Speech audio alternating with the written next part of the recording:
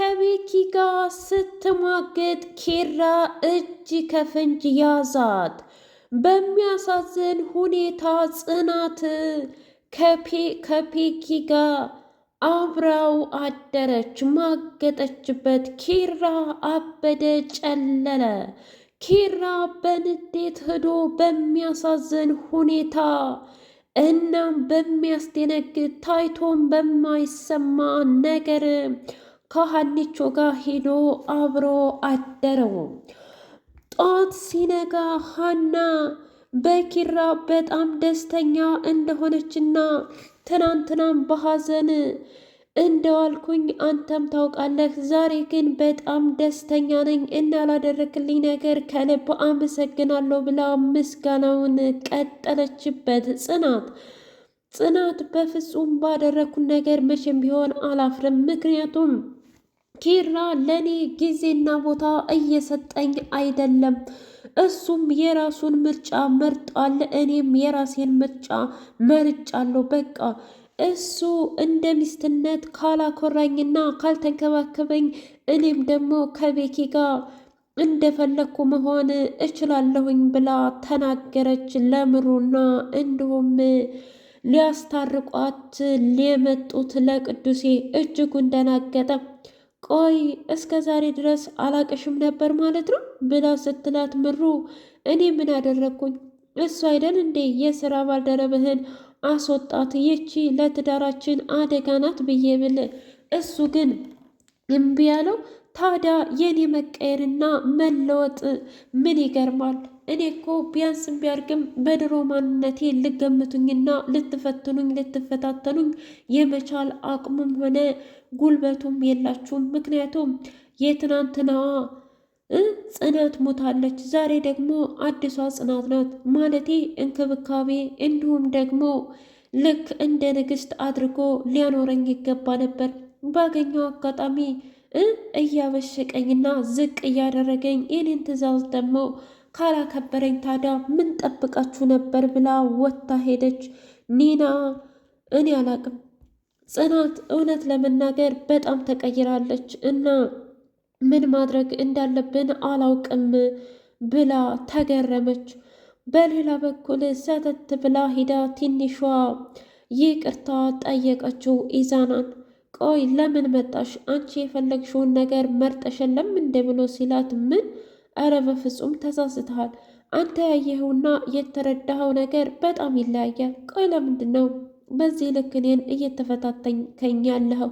የእውነት ግን ተገቢ ነው ብለህ ታስባለህ? አረ እንደዛ አይደለም። እና ታዲያ ምንድን ነው? ሰላም ሰላም! ውድና የተከበራችሁ የትስቲ ስንዲቅ ሚዲያ ቤተሰቦች እንዴት ናችሁልኝ? ሁሉ ሰላም፣ ሁሉ መልካም። እኔ እግዚአብሔር የተመሰገነ ይሁን ሰላም ነኝ፣ ደህና ነኝ። ለዚህ ቻናል አዲስ ሲሆናችሁ ሰብስክራይብ እያደረጋችሁ ቤተሰብ የሆኑ ነበር። ቤተሰቦች ደግሞ ስለምትከታተሉኝ እጅጉን አድርጌ አመሰግናለሁ። እጅግ አስተማሪውና አጓጊው ጽናት ድራማ እንደቀጠለ ይገኛል። የነ ኪራ ቤት በሚያሳዝን ሁኔታ ደስታቸው ብዙም ሳያመሽ ሁሉም ነገር ግልብጥብጡ ወጣ። እናም ኪራ ስራ ቦታው ሄዶ የሚያደርገውና የሚሰራው ነገር ሲያጣ ቆይ ምን ሆነ ነው አንተ ልጅ አልተረጋጋህም እንደ ብሎ ሲለው ሄኖክ ምን መረጋጋት አለ? እስኪ ንገረኝ፣ ትዳር ላንተ ምንድን ነው? ተወይ ከዚህ ጋማ አታያይዘኝ። ምን ማለት ነው?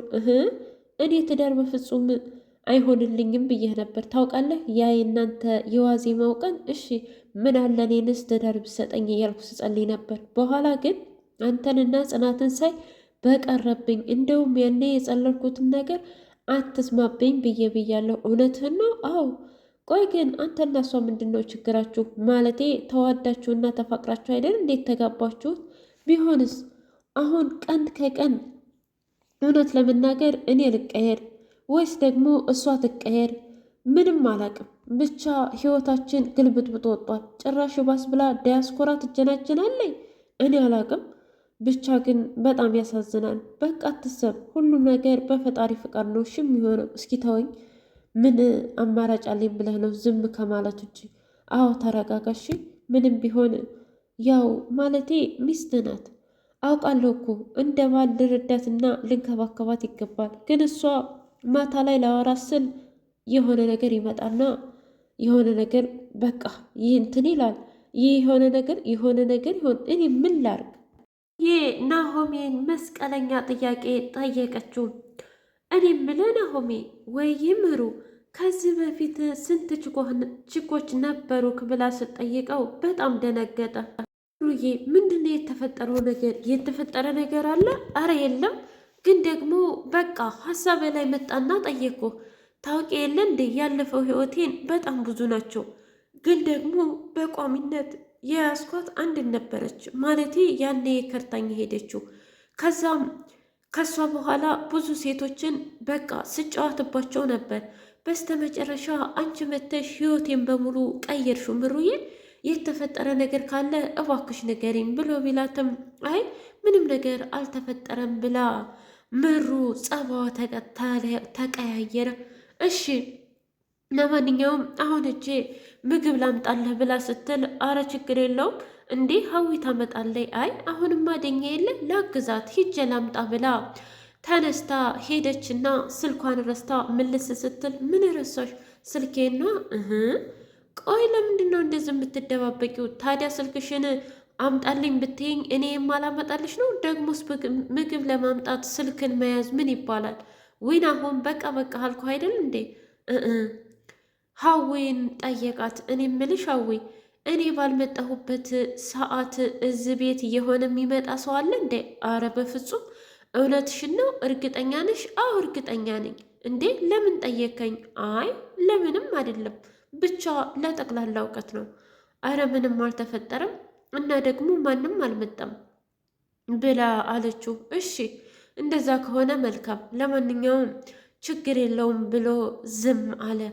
ቆይ ግን አንድ ነገር አለ፣ ስለዚህ ያንን ነገር እንደምንም ብዬ ማጣራት አለብኝ ብሎ አለ ናሆሜ። ኪራ እና ጽናት እና ቁርስህን ብላ ስትለው አይ አልፈልግም ዛሬ። ምን ነው? ብቻ ማታ በተነጋገርነው ነገር እንዳይሆን ነገርኩሽ እማ ቻው ብሎ ግንባሯን ስሞ ወጣና እንዴ ቆይስ ልጅ አብዷል? ብቻ ማታ በተነጋገርነው ነገር ተናዶ ባልሆነ ምልስ ሲል እኔ እኮ በቁርስ እንደማጨክን ገብቶኝ ነበረ። ትሰሚኛለሽ? ስልክ ረስቼ ነው ብሎ ትቷት ወደ ስራ ቦታ ሄደ። ሀና ጠረጴዛው ላይ ተኝታ ደነገጠችና ኪያ ምን ሆነች ነው ስትላት ምንም አልሆንኩም፣ ግን ማታ በጣም ደብሮኝ ነበር። ማለቴ ከቤተሰብ ጋር የተገናኘ ታዲያ አሞሽ ከሆነ ወይም ደግሞ ናይ ፈታ ላርገሽ ቡና ጠጭ ብላ ብትላትም ኧረ አልጠጣም፣ ማለቴ የመጠጣት ፍላጎት የለኝም። በዚህ ልክ ማለቴ በጣም ከባድ ነው ማለት ነው። እባክሽ ኪያዬ ብትይኝ ይሻላል ብላ ጠረጴዛው ላይ ተኛች። ከዛ ግራ የተጋባው ኪራ መጣና ምን ሆነሽ ነው ሀና ምን ሆነሽ ነው ሲላት፣ እባክህ አለቃ ዛሬ አንተ ጋር የምጨቃጨቅበት ምንም አይነት አቅም የለኝም እና ለዛሬው በጣም ይቅርታ። ታዲያ አሞሽ ከሆነ ለምን አትሄጂም? አይ እዚያም እጄ ሰላም ስለማላገኝ ደስተኛ ስላልሆንኩኝ እዚሁ ብሆን ይሻለኛል፣ ማለቴ ጊዜም በስራ ባሳልፍ። ከዛ ኪራ ዛሬ ለካ አንቺ ብቻ አይደለሽም እኔም ነኝ እያለ በውስጡ ሲያምት ምን አልከኝ? አይ ማለቴ እኔም ነኝ ማለት ፈልጌ ነው።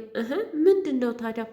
ከዛም በኋላ ነይሽ ሻይ ቡና እያልኩኝ ልጋብዝሽ ብሎ ይዞ ሂዶ ሀናና ኪራ እየተገባበዙ ባሉበት ሰዓት ስለ ቤት ውስጥ ስለተፈጠረው ነገር ሁሉ ነገራት።